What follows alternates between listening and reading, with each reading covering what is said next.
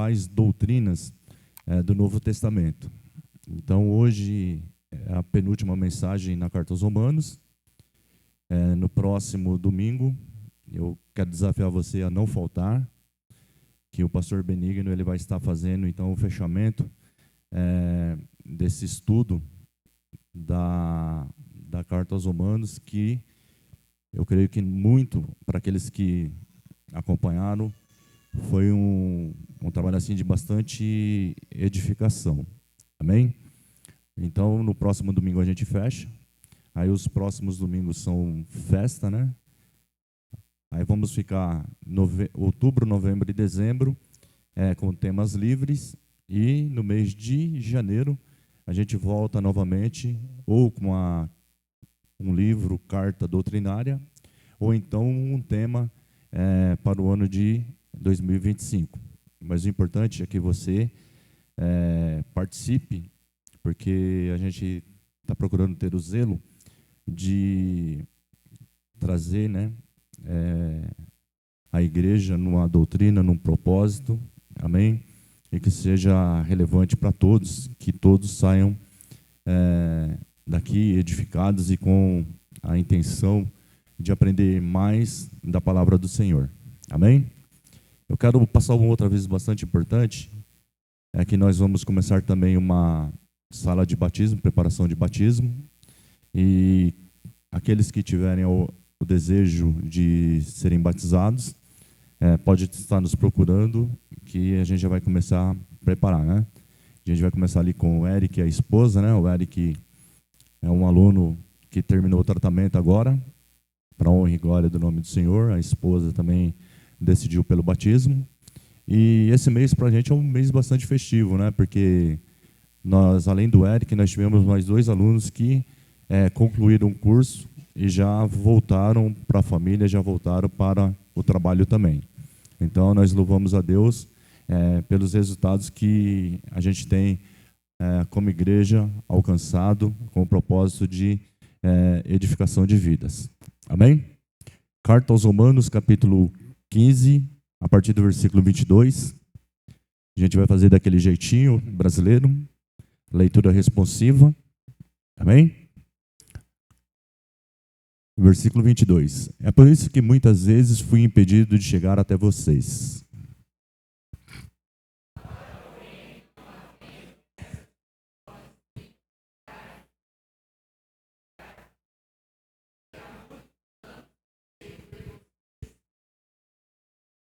Planejo fazer isso quando for à Espanha. Espero visitá-los de passagem e dar a vocês a oportunidade de me ajudarem na minha viagem para lá, depois de ter desfrutado um pouco a companhia de vocês.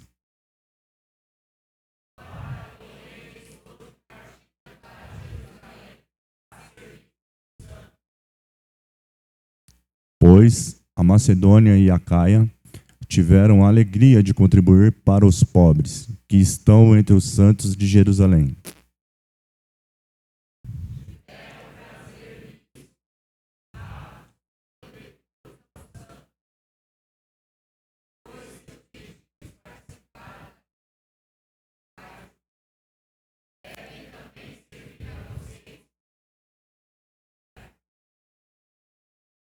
Assim, depois de completar essa tarefa e de ter a certeza de que eles receberam esse fruto, irei à Espanha e, de passagem, visitarei vocês.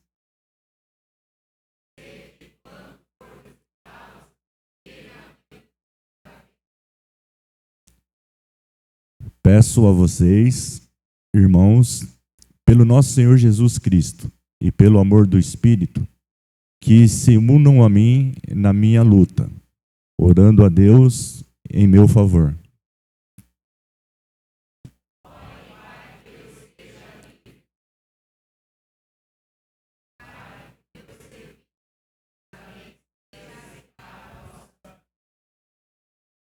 De forma que, pela vontade de Deus, eu os visite com alegria e que encontre refrigério na companhia de vocês.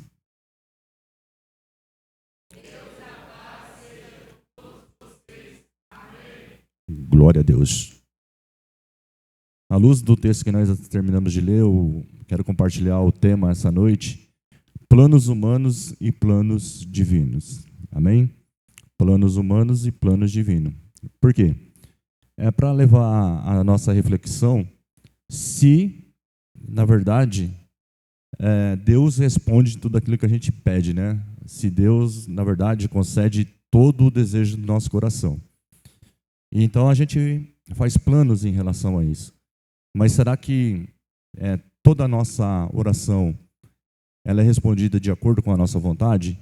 É que a gente vai dar uma analisada nesses versículos finais do capítulo 15 da carta aos Romanos. E lembrando que aos Romanos é uma carta escrita por Paulo, direcionado a um público que, na verdade, não foi uma igreja que ele oficializou, não foi uma igreja que ele formou essa igreja. Na verdade, essa igreja ela cresce junto com as demais igrejas, porém, Paulo ainda não havia passado por ela.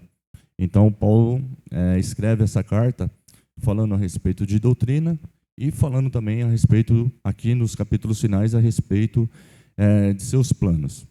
Então, Paulo, nesse capítulo 15, aqui nesses versículos, ele está defendendo a sua chamada ministerial.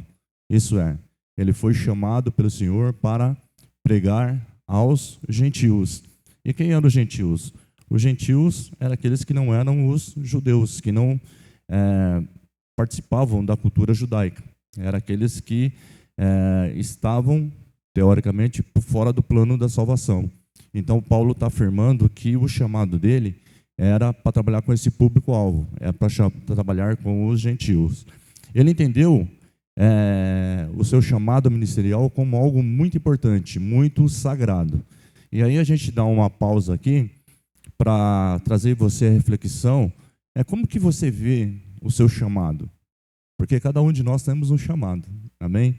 Eu já falei aqui várias vezes que é impossível um cristão, é impossível alguém que já entregou a sua vida a Jesus como único e suficiente Salvador, receber os dons espirituais e dizer que não tem um chamado. Todos nós que aceitamos a Jesus, descemos as águas batismais, recebemos o Espírito Santo, nós temos dons espirituais para serviço do reino. Nós temos um chamado.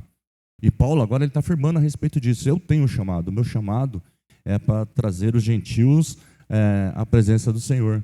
O meu chamado, ele é sagrado, ele é muito valoroso, ele é muito importante, porque ele foi dado pelo próprio Espírito Santo.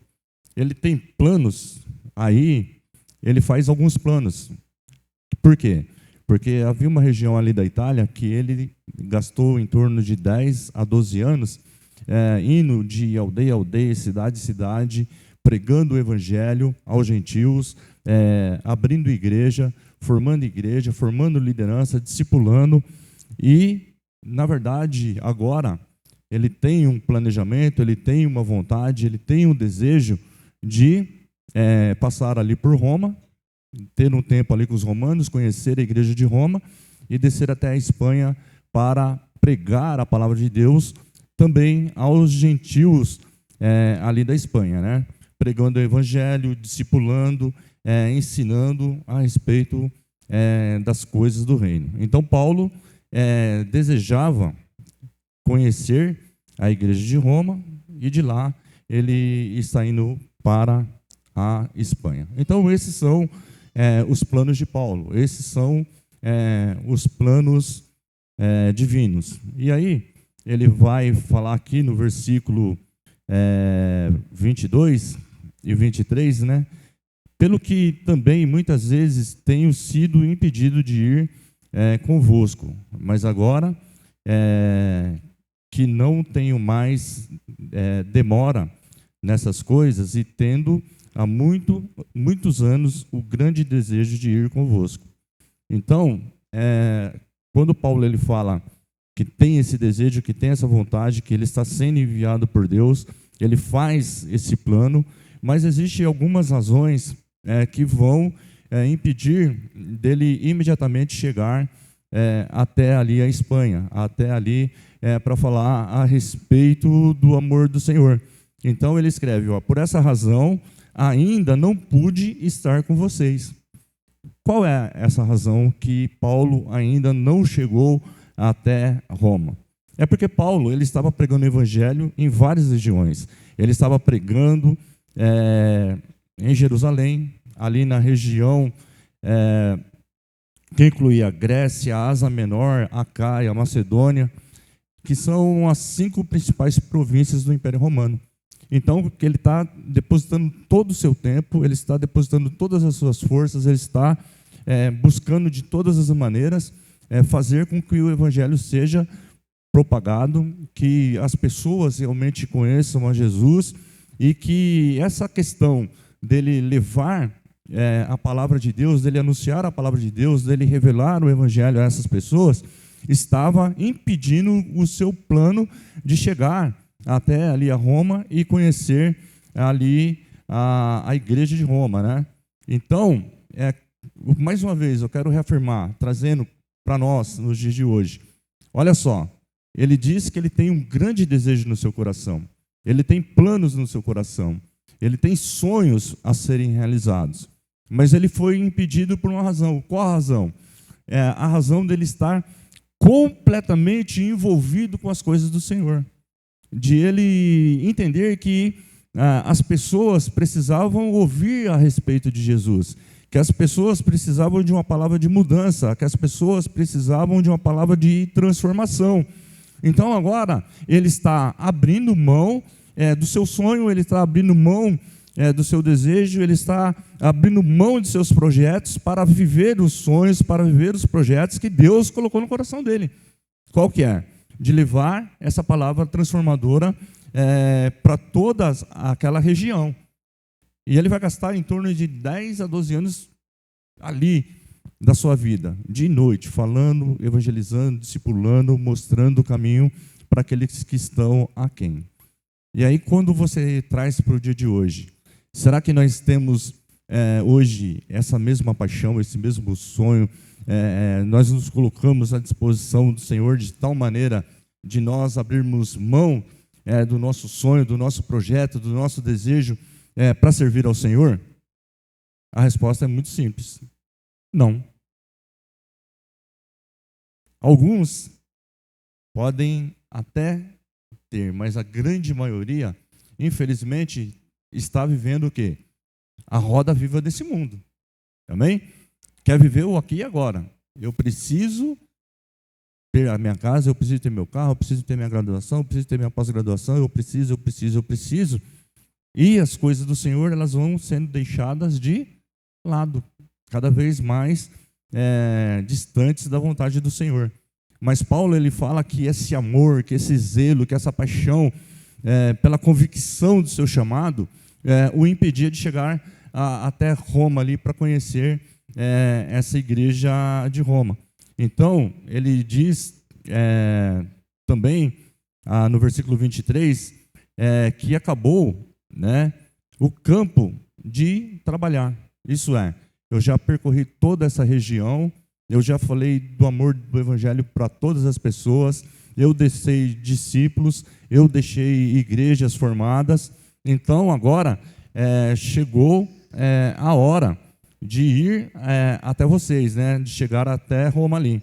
Ali ele explica que daquela toda a região havia sido evangelizada, que toda aquela região havia ouvido a respeito do amor de Jesus. E aí eu quero perguntar para você, começando, né, dentro da sua própria casa, dentro da sua própria família, todos ali já ouviram a respeito do amor de Cristo? Todos ali já foram confrontados com a palavra do Senhor? Todos ali foram desafiados a terem Jesus como único e suficiente Salvador? Então ali é o primeiro campo missionário, ali é o primeiro campo de evangelização, ali é o primeiro campo de discipulado.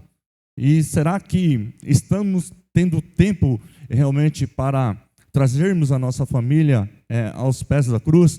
Será que estamos preocupados a respeito de aonde vão passar a sua eternidade? Se vão passar a eternidade na presença do Senhor, ou a eternidade afastada do Senhor, Paulo era convicto. Paulo era convicto. Ele se punha no lugar dos outros, ele tinha essa preocupação. Então, ele oferecia todo o seu tempo para que as pessoas pudessem ouvir a respeito do amor de Jesus. Então, Paulo desejava ir à Espanha, pois ali ainda os gentios não haviam ouvido falar a respeito do amor de Jesus. Isso é, um novo campo missionário, uma nova visão que Deus está dando. É mais ou menos o seguinte, quando nós estávamos aqui orando, trabalhando, buscando no Senhor um lugar onde nós poderíamos estabelecer um novo trabalho, o Senhor nos ofereceu a oportunidade de estarmos realizando esse trabalho ali na Comunidade 14. E todo mundo sabe que começo de trabalho é árduo, né? Às vezes as pessoas imaginam, vou chegar ali, vai estar todo mundo reunido, a gente vai fazer o culto, vai fazer o apelo, todo mundo vai vir para frente, todo mundo vai aceitar Jesus, todo mundo vai querer ser batizado, todo mundo vai querer fazer parte da igreja e vai ser aquela festa. Nada disso. Absolutamente ao contrário. Às vezes você vai lá, as pessoas elas estão desmotivadas, as crianças fazendo aquela muvuca geral, várias coisas ali tentando impedir que você fale a respeito do amor de Cristo. Mas se você tem um alvo, você tem um objetivo, você tem um propósito dado por Deus, você não pode largar a mão do arado e você tem que continuar firme e constante na presença do Senhor. E agora Paulo, ele falou, olha, toda essa região aqui, as 5 principais províncias aqui de Roma, todas elas já ouviram falar, e então a gente precisa mudar de lugar, precisa mudar a estratégia, precisa mudar de povo, mais pessoas, elas precisam conhecer a Jesus como o único e suficiente Salvador, então eu preciso me doar para isso. Aí no versículo 24 ele diz, espero fazer uma visita à igreja de Roma quando estiver a caminho da Espanha. Aí, nesse tempo eu quero fazer o quê? Eu quero me hospedar lá em Roma, quero conhecer a igreja, quero falar a respeito de doutrina, quero ensinar, mas quero também ter um tempo bacana, quero ter um tempo de deleite, quero desfrutar algo de Roma antes de eu partir ali para a Espanha. E depois, no finalzinho, eu quero fazer o que também? Tirar uma ofertinha, né? Tirar uma ajuda financeira aí, para que a gente possa chegar até ali a Espanha.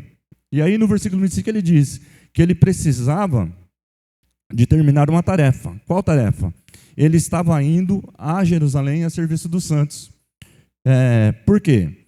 Porque a igreja da Macedônia e Acaia, elas levantaram ofertas, elas se preocuparam com a igreja de Jerusalém, então ele deveria ir até a igreja de Jerusalém para quê? Para levar essa oferta levantada por Macedônia e Acaia. E o que está acontecendo nesse momento? A igreja de Jerusalém está passando por necessidade. Mas vocês percebendo que o início da igreja, o começo da igreja, se deu ali em Jerusalém? Lembra que a primeira pregação ali de Pedro foram 3.000 almas ali que se converteram, aceitaram a Jesus como Salvador. E quem eram essas pessoas? Eram os gentios. Quem era essa pessoa? A escória da sociedade. Quem eram essas pessoas? Pessoas que não tinham recursos. Quem eram essas pessoas? Pessoas que não tinham condição financeira. Quem eram essas pessoas? Pessoas que tinham necessidade. Então a igreja, ela começou muito forte, ela começou bacana. E as pessoas que vinham de outras províncias, que vinham de outras regiões para cultuar em Jerusalém, eles permaneceram em Jerusalém, eles não voltaram para a sua terra natal, eles continuaram a sua vida por ali. E quem é responsável agora por essas pessoas? A igreja. Então aquela igreja que era pujante, que era poderosa, lembra-se que Barnabé, ele vende tudo que tem para repartir com os pobres ali, mas só que vai chegando um tempo ao qual a igreja, financeiramente, ela vai passando por dificuldade, ela vai precisando de ajuda. E aí Paulo diz, olha, eu vou voltar lá para Jerusalém, e vou levar essa oferta, isso é, eu vou servir aos santos ali de Jerusalém, e depois eu volto para a gente continuar essa caminhada, dar uma passadinha por Roma e chegar até a Espanha. Então a gente vê que a igreja que ela, no princípio, ela deu auxílio, que ela socorreu ali os necessitados, que ela socorreu as viúvas, que ela se preocupava com pessoas, agora ela passa por necessidade, ela precisa de ajuda. Então Paulo está dizendo, olha, eu vou lá, vou dar uma ajuda para essa igreja, mas depois eu volto aqui para cumprir os meus planejamentos. No versículo 26 ele vai falar que do levantamento de oferta e esse levantamento de oferta ele foi profetizado lá no livro de Atos dos Apóstolos pelo profeta Ágabo, que disse que chegaria um tempo que seria levantada uma oferta, e essa oferta seria em razão da continuidade, do fortalecimento da igreja de Jerusalém. Então, a igreja de Jerusalém vivia um período caótico, vamos se dizer assim, pois no seu início ela atendia a necessidade dos convertidos, dava socorro às viúvas, e por isso seus recursos estavam ficando escassos. Aí no versículo 27 ele vai dizer que isso pareceu bem, ajudar a igreja de Jerusalém. Então agora ele para o seu ministério de evangelização e ele vai trazer socorro para os necessitados. E aí a gente vai aprender mais uma lição, né?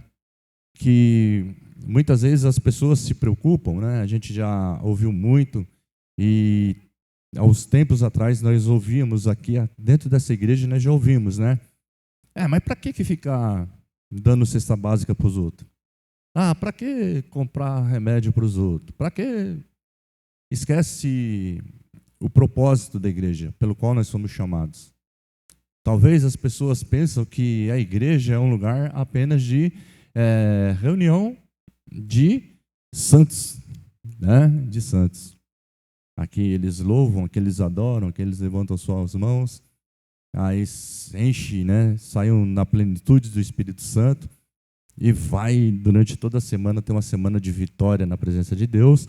Aí vai chegar outro final de semana, vai vir pleno, vai vir radiante, vai vir glorioso, vai vir cheio do Espírito Santo, cheio do poder, e vai vivendo essa vidinha, essa roda viva aí, de engano, essa roda viva aí que não vai levar em lugar nenhum, que não vai edificar, que não vai te levantar, não vai te surguer, que não vai te fortalecer, que não vai te servir como base, não vai te servir como alicerce. Por quê? Porque a palavra de Deus diz assim, aquele que sabe fazer o bem e não faz, ele está pecando. E diz também que os pobres sempre estarão entre nós, né? Então a gente precisa mudar essa visão, e Paulo tinha essa visão.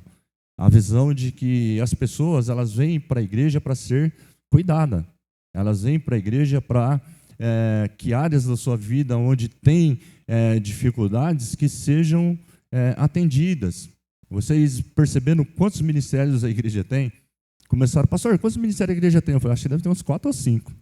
Qual? Aí começamos, aí já chegou lá para uns 20 ministérios. Por quê?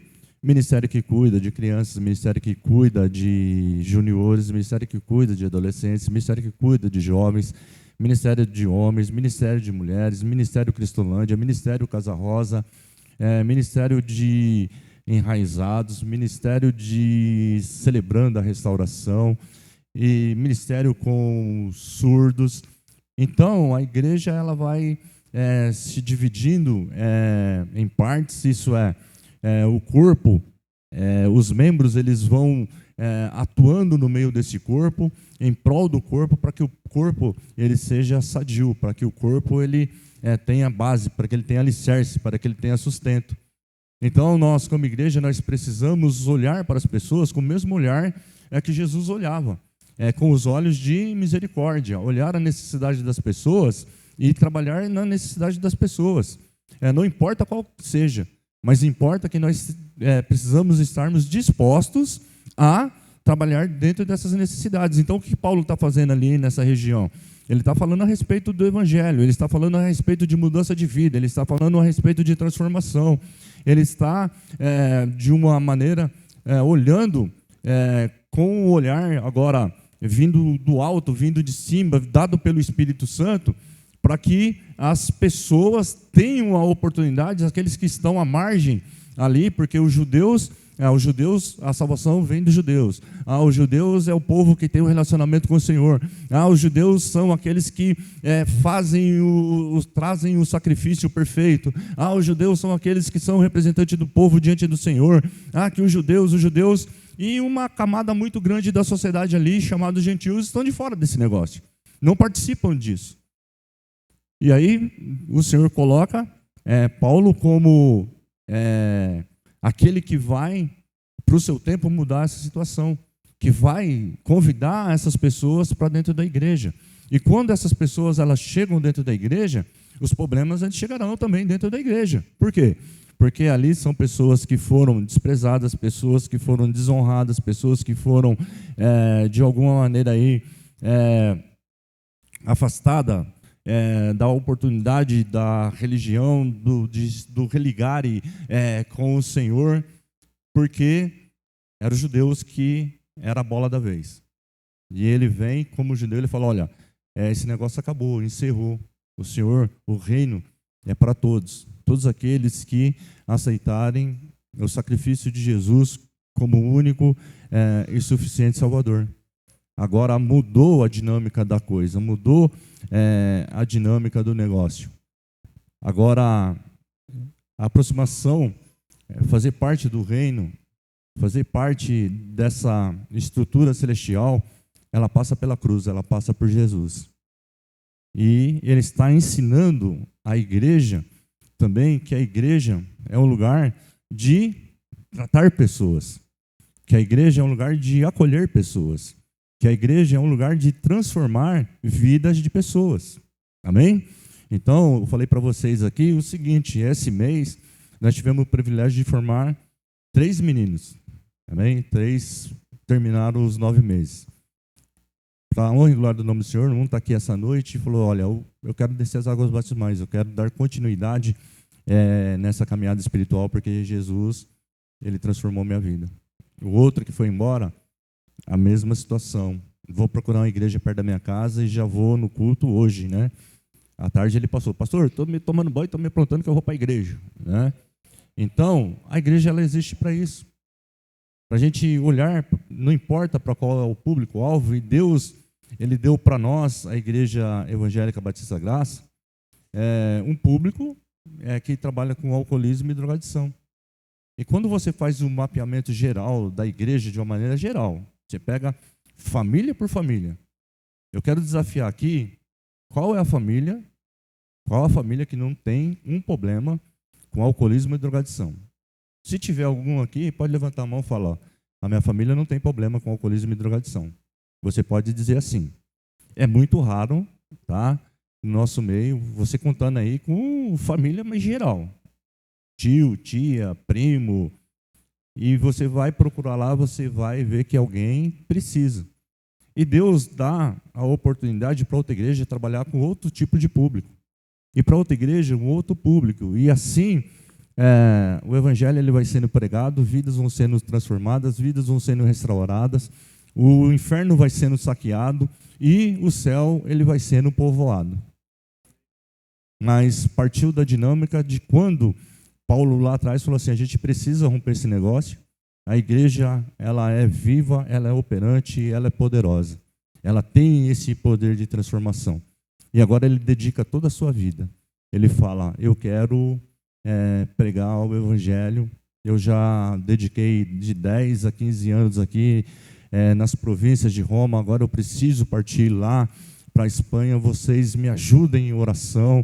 Coloquem esse propósito em oração, orem comigo, batalhem comigo espiritualmente, entrem na presença do Senhor, porque esse é o meu desejo, esse é o meu propósito, o propósito humano. Mas será que esse também era o propósito divino, era o propósito de Deus? Será que Deus ele queria realmente aprovar e dar continuidade a todos os projetos de Paulo? Claro que não. O Senhor ele tinha outros projetos. E quando Paulo ele vai ali para Jerusalém, abençoar os santos de Jerusalém, o que acontece? Ele é preso. Ele passa 2 anos na prisão ali. E depois, quando ele sai da prisão de Jerusalém, que ele vai para a igreja de Roma, fazer aquele desfrute, ter a comunhão com a igreja, ensinar a igreja, passear com a igreja, ele novamente passa por uma outra situação de prisão, mais 2 anos de prisão. E a Bíblia não nos deixa claro, né, se Paulo ele conseguiu evangelizar ou não a região da Espanha.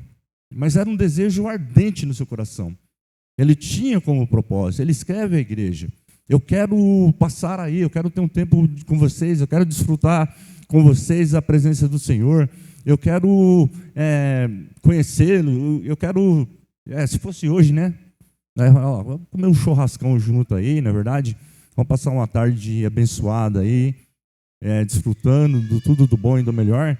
E aí dali vocês me abençoam financeiramente e eu vou correr ali para a Espanha e vou continuar meu ministério. A vontade humana. Mas ele passa, depois disso tudo, ele vai passar 4 anos em prisão.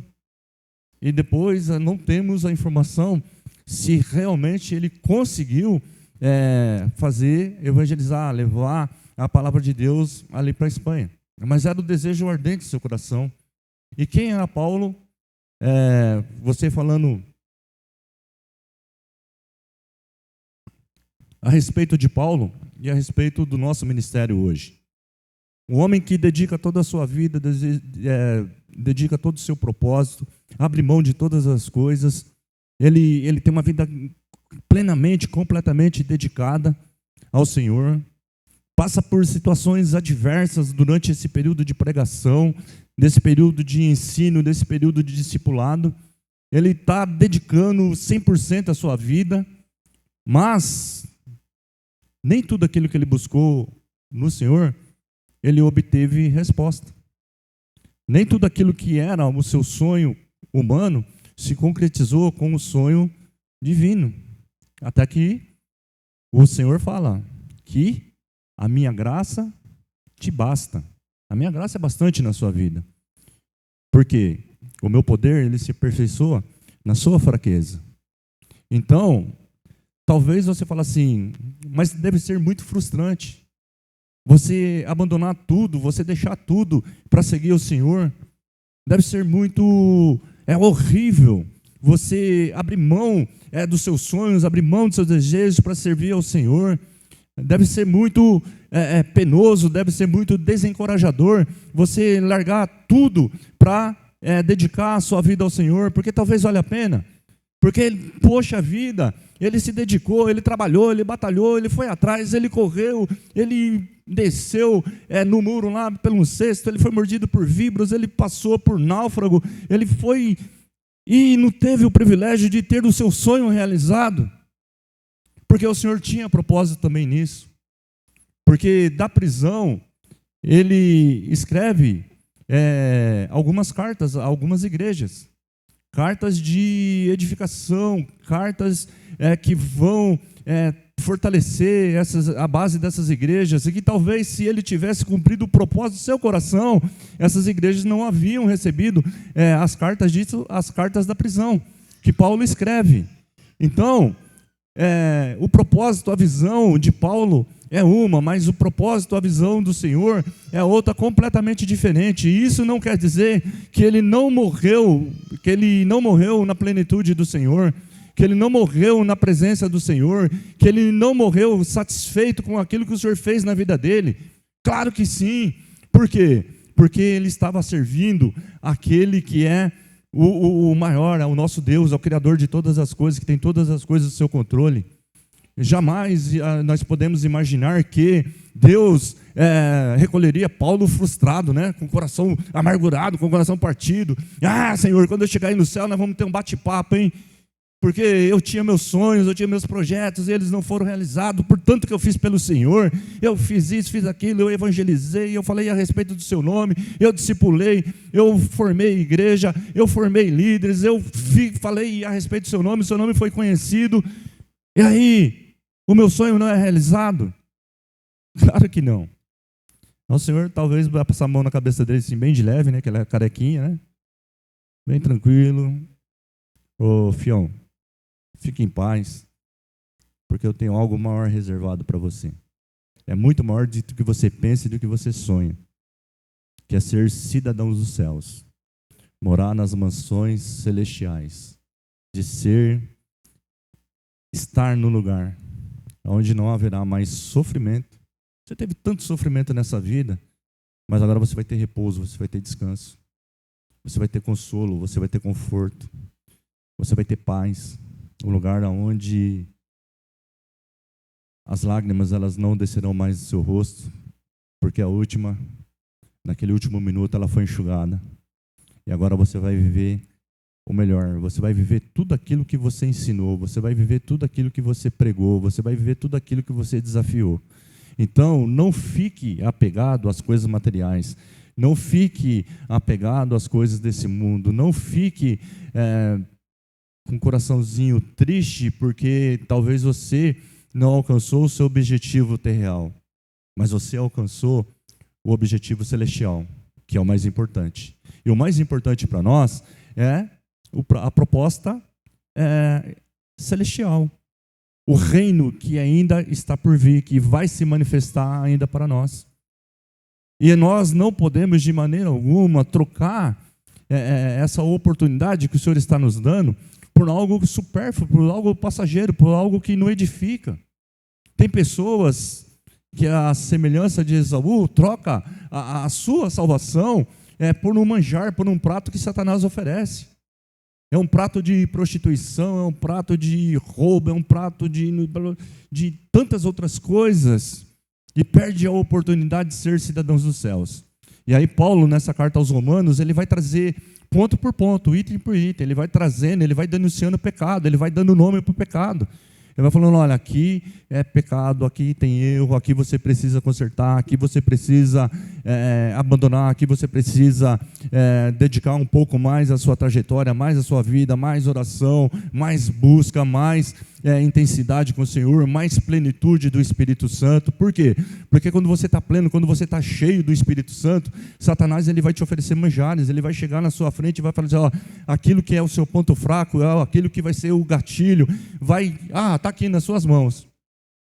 Aí você vai falar, eu sou cheio do Espírito Santo, eu sou cheio de Deus, eu sou pleno, eu não preciso dessas coisas. Não vale a pena trocar todas essas propostas, todas essas promessas que estão contidas na palavra de Deus por algo que é passageiro. Nós estávamos aqui no velório do irmão Teixeira. O irmão Teixeira foi o irmão que dedicou a vida dele por essa igreja.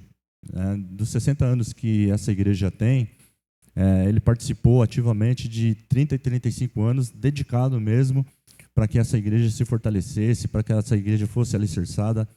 E um dos textos que nós lemos aqui a nossa vida ela é como um vapor. De repente ele se esvainece. Ou nossa vida é como a flor. Ela murcha, ela cai e ela deixa de existir. É assim a nossa vida. Ela é muito rápida, ela é muito fora do nosso controle, fora da nossa possibilidade. Talvez algum de nós que estamos aqui essa noite podemos chegar em casa e não mais amanhecer, porque a nossa vida ela está na mão do Senhor, o nosso chamado às mansões celestiais, elas está na mão do Senhor, e o Senhor pode convidar um de nós ainda hoje para estar na sua presença, e isso pertence a Ele, é só dele, e aí a gente fica fazendo planos para daqui 10 anos, 15 anos, 20 anos, daqui 10 anos eu vou ser, daqui 10 anos eu vou acontecer, e vai deixando as coisas mais importantes para trás, que é o quê? É esse relacionamento com o Senhor, é buscar a presença do Senhor, é dedicar a vida ao Senhor, é abrir mão de sonhos, abrir mão de desejos, abrir mão de projetos para servir ao Senhor. Pastor, Se eu fizer isso, eu vou morrer de fome. Quer dizer que Paulo ele morreu de fome, né? Paulo morreu de fome. É isso que vocês estão me dizendo. Os apóstolos, eles morreram de fome. Os discípulos morreram de fome. Claro que não. Aquele que chamou, ele capacita. Aquele que chamou, ele sustenta porque ele é fiel. Você não vai, quando você entrar no propósito mesmo de falar a respeito do amor de Cristo, assim como Paulo dedicou a sua vida, você pode ter certeza de uma coisa, que a poderosa mão do Senhor vai estar contigo todo o tempo, todo o tempo, todo o tempo. Se vier doença, você vai ser curado em nome de Jesus. Se vier falta de mantimento, Ele vai superabundar seus celeiros em nome de Jesus. Se precisa, o que precisar, onde houver uma falha, onde houver uma falta, Ele é fiel e Ele não vai deixar você passar falta. Porque aquele que chama é aquele que sustenta. E nós precisamos ter uma vida em plenitude, nós precisamos ter uma vida de qualidade na presença do Senhor. Por quê? Estamos chegando já nos últimos dias. Daqui a algum tempo as trombetas elas soarão. Nós, a igreja gloriosa, a igreja sem mancha, a igreja imaculada, ela vai ser convidada para subir com o Senhor. E como está a sua vida diante de tudo isso que você ouviu da carta aos Romanos durante todos esses meses desse ano? Você realmente parou para refletir a respeito disso? Que tipo de servo eu tenho sido? Eu tenho me importado com pessoas? Nós já vivemos, infelizmente, falando, né? É tempo de tratamento, é tempo de doutrina, é tempo de ensino. Nós já tivemos tempo aqui na igreja. Talvez isso deve ter diminuído a um grau muito baixo, que a gente não tem ouvido mais.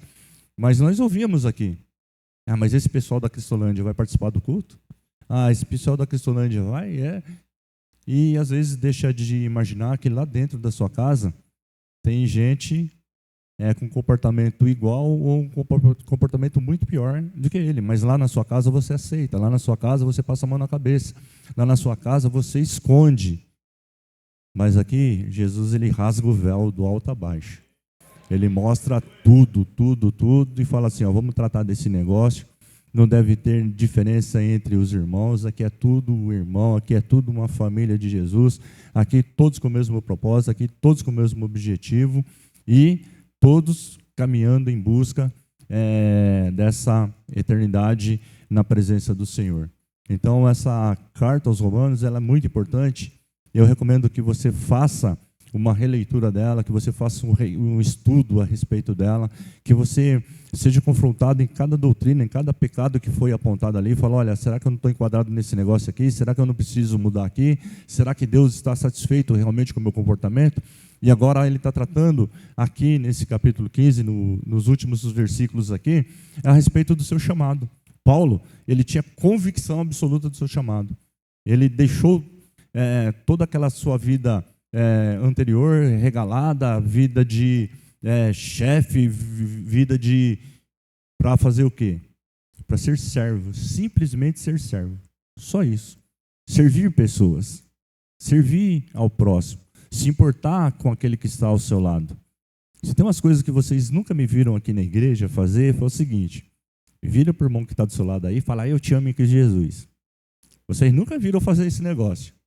Você sabe por quê? Porque eu não sou a favor de hipocrisia. Amém? Eu não sou a favor de hipocrisia. Porque talvez o Vitor e a Tati saiu de casa hoje brigado, né? Aí o Vitor falou assim, bem, quando ele chegar em casa depois do culto, a gente vai acertar essa conta. Aí chegou aqui no culto, o pastor vira para o irmão que está do seu lado e fala, eu te amo. Aí ele vira assim e fala assim, eu te amo, mas quando chegar em casa nós vamos acertar a conta do mesmo jeito. Então deixa esse negócio para lá, né? Não vamos viver de falsidade, não vamos viver de hipocrisia. Vamos realmente arrancar as máscaras, mostrar realmente quem nós somos. E permitir que o Espírito Santo de Deus, ele transforme, trabalhe na nossa vida todo dia, nos molde segundo a vontade dele. Nós temos planos, nós temos sonhos, nós temos projetos. Paulo, ele tinha um sonho aqui, eu quero chegar, o meu sonho como evangelista é evangelizar a Espanha. Aí Deus bate na costa dele e fala assim, mais devagar aí, fião. A minha graça te basta. Eu estou no controle. A Espanha vai conhecer a Jesus. O trabalho vai ser concluído. Contei contigo até aqui. Daqui para frente, deixa comigo. Então, tem esse negócio. Deus, ele dá o ministério para você, e você vai trabalhando, mas vai chegar o tempo que Deus ele vai falar assim, agora é comigo, deixa aqui, seus problemas, todos eles estão resolvidos. De que maneira? Vou te recolher às mansões celestiais. Você vai estar na minha presença. Só que, quem aqui quer isso? Todos.